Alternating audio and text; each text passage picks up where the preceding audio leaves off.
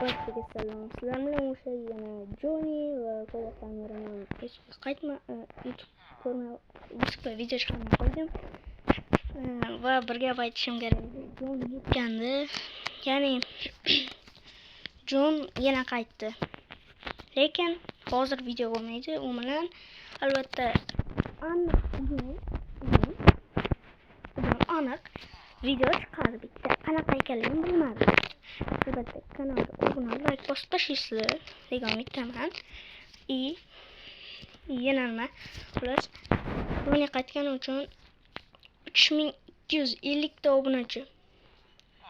Va Joni o'z yuzini ko'rsatmaydi. Просто ona o'qiylar valla bizga yaxshi. Biz umuman javob beraman. Umuman biz YouTube'dan pul olmaymiz. Hatto YouTube knopka ham yo'q. Chunki YouTube kanal meniki emas edi. Bo'pti.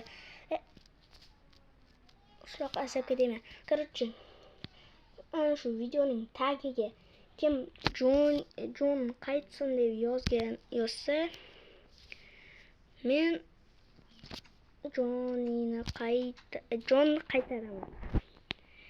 Hozir ham qaytadi, lekin u obunaga bog'liq.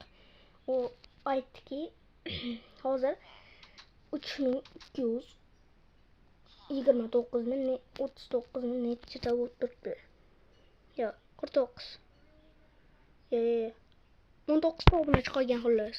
19 ta obunadan keyin bo'pti. 19 ta obunani bugun yig'a olmasanglar yaxshi. Albatta bugun video chiqadi. Aniq deya olmayman. Uncha shu kitobda chiqadi, shu yerda,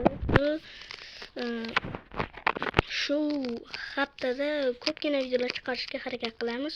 Va bugun mumkin emas bo'lishi ham mumkin, mumkin bo'lishi ham mumkin. Ertaga chiqishi ham mumkin, bugun chiqishi ham mumkin. Obunani qaraydi. Boya gapirgan gaplarimga qaramanglar. Xolos, shunaqa nechta obunachi yig'ishdi bilasizlar? Lamin Yamalning 19da ikkinchi. Ana shu videoning tagiga 19 raqamidagi odam futbolchini ismini yozib qoldirganlarga молодец. Videoda kommentini ular aytib beramiz, hammasini cho'tga aytib. Ular albatta obuna, like bosib tashlanglar. Hammaga xayr, sizlardan Joni bo'ldi. Albatta keyingi videoda bu shorts bo'lib chiqishi ham mumkin. O'zim aytaman, xolos. Keyingi videoda aniq Jon bilan olamiz. Xayr.